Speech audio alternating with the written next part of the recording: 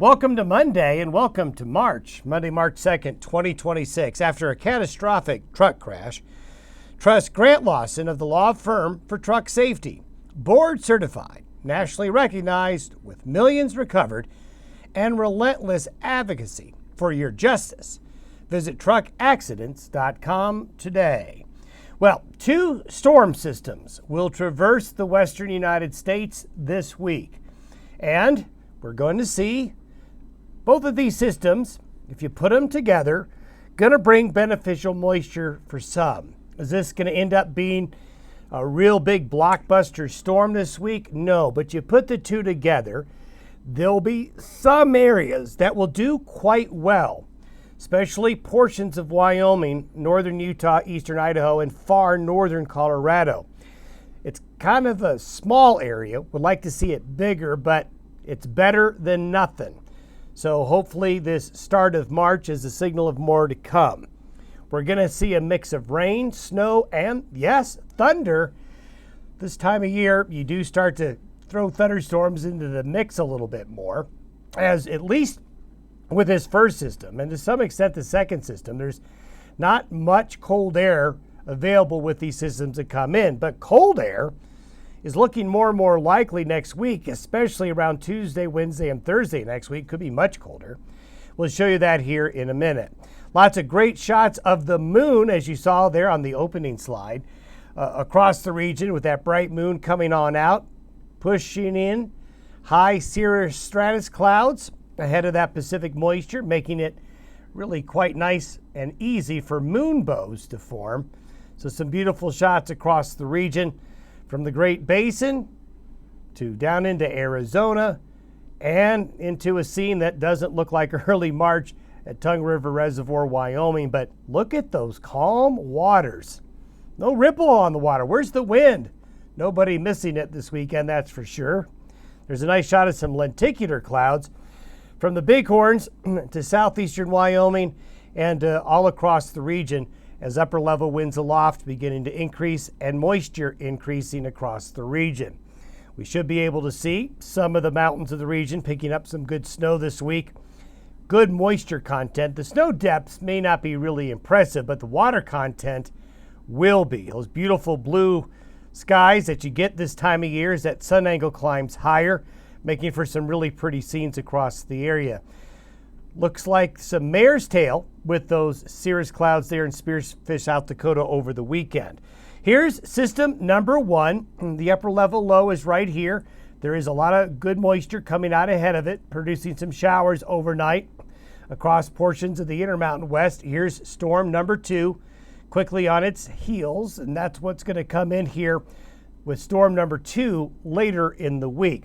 So we've got this low. This was the low that got parked out here last week and just sat there, gathered some moisture, and is coming in. As you can see, on a geographic scale, it's not a really large system, but it's moist.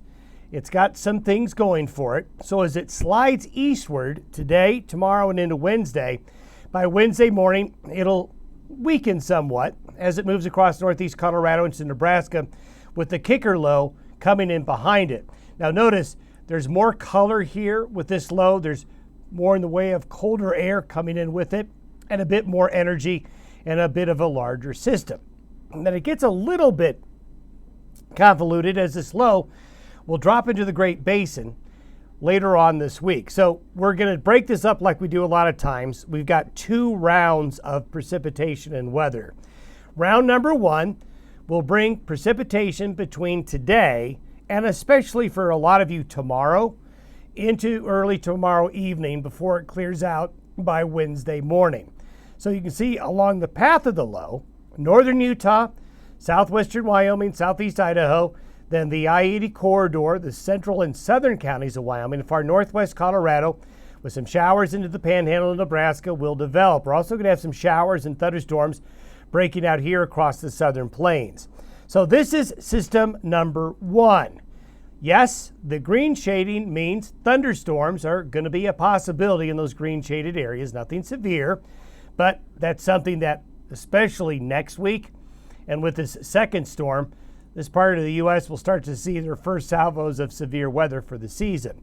So good water content for the higher elevations, but the snow levels are going to be really high. A lot of you will see rain first, turning over to a little bit of wet snow, but snow levels are likely going to be 6,000 feet and higher. Nonetheless, if traveling the I-80 corridor especially, watch out for that. System number 2. It comes in behind and comes into the Great Basin and gets near the Four Corners where we love to see those lows because that helps with upslope.